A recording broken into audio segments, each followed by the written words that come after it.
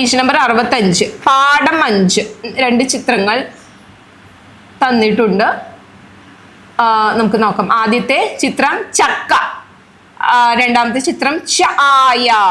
ഈ രണ്ട് നമ്മൾ ചച്ചജഞ്ചയിൽ നമ്മൾ പഠിച്ചിട്ടുണ്ട്. നമ്മൾ ഈ ചായ എന്ന് പറയുമ്പോൾ പ്രത്യേകം ശ്രദ്ധിക്കണം. നമ്മൾ കുടിക്കുന്ന ചായയല്ല, ഇതിൽ മുഖച്ചായ എന്ന ചായയാണ് കേട്ടോ. അപ്പൊ എങ്ങനെയാണ് ആ ചായ എഴുതുക? സാധാരണ ചായ എഴുതി അതിൻ്റെ ഒപ്പം തന്നെ രാ എന്ന അക്ഷരം കൂട്ടി യോജിപ്പിച്ച് എഴുതിയാൽ നമ്മൾക്ക് എന്തായി? ചായ എന്ന അക്ഷരമായി കിട്ടാം. ചായ. വെറും ച എന്നല്ല പറയും, ഇതിനൊരു പഞ്ചുണ്ട്. ചായ. ഇത് ചക്ക.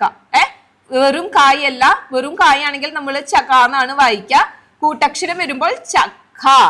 ഓക്കെ, ഇത് രണ്ടും നമുക്ക് ഇവിടെ പാറ്റേൺ റൈറ്റിംഗ് ഉണ്ട്. ചായ, നമുക്ക് ഈ അക്ഷരം ഈ വാക്കന്നെ ഇവിടെ എഴുതാം കൂട്ടി യോജിപ്പിച്ച്. ഞാൻ എഴുതി തരാം. ചായ.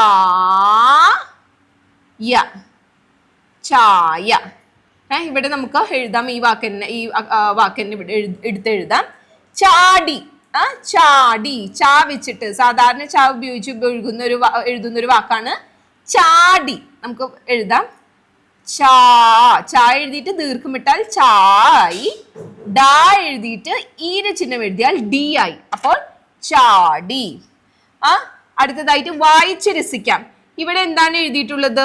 ഉ എന്ന അക്ഷരത്തിന്റെ ചിഹ്നവും ഊ എന്ന സ്വരാക്ഷരത്തിന്റെ ചിഹ്നവും ഉ എന്ന സ്വരാക്ഷരത്തിന്റെ ചിഹ്നവും ഊ എന്ന സ്വരാക്ഷരത്തിന്റെ ചിഹ്നവും എഴുതിയിട്ടാണ് ഇവിടെ എഴുതിയിട്ടുള്ളത് പല പല വാക്കുകളിൽ. നമുക്ക് നോക്കാം. ഉ, കു, ചു, മു, തു. ഊ, കു, ചു, മു, തു.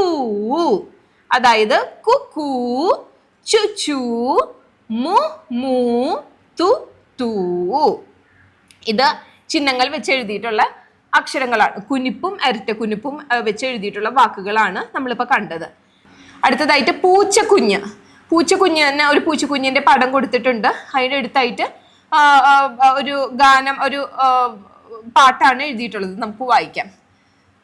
കൊച്ചു പൂച്ച കുഞ്ഞിനൊരു കൊച്ചമിളി പറ്റി, കാച്ചി വെച്ച് ചൂട് പാല് ഓടിച്ചെന്നു നക്കി, കൊച്ചുനാവു പൊള്ളിയപ്പോൾ കൊച്ചു പൂച്ച കേണു ഞാവു ഞാവു. വളരെ രസകരമായിട്ടുള്ള ഒരു പാട്ടാണിത്. നിങ്ങൾക്ക് പഠിക്കാവുന്നതാണ്. കണ്ണാടിയിൽ സ്വന്തം ഡാഷ് കാണാം.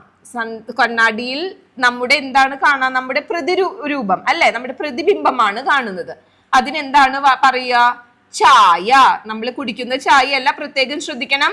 കുടിക്കുന്ന ചായയുടെ ചായയാണ് ഈ ചാ. നമ്മുടെ പ്രതിബിംബം ആയിട്ടുള്ള ചായ എങ്ങനെയാണ്? ഈ ചായയാണ്. അത് പ്രത്യേകം ശ്രദ്ധിക്കണം കേട്ടോ. ചായ.